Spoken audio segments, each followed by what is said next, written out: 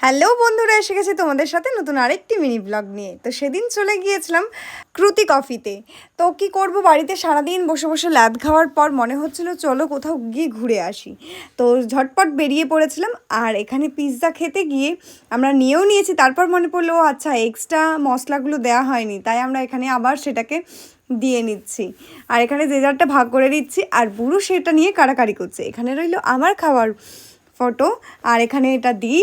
আর এই যে বুড়ার খাওয়ার নিয়ে খুব কনফিউশন, ও কীভাবে খাবে সেটা কিছুতেই বুঝে উঠতে পারছিল না।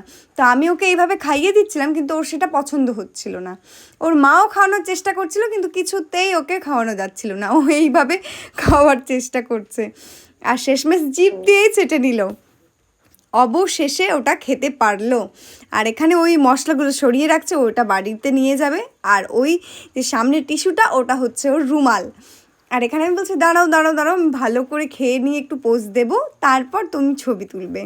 তো তারপরও শুনছে না, তো আমিও খেয়ে যাচ্ছি, আমিও কারো কথা না শুনি। আর এখানে দিদি লজ্জা পেয়ে পেয়ে খাচ্ছে, ও খুব ভদ্রভাবে খায়, আমার সেই ব্যাপারটা একদমই নেই।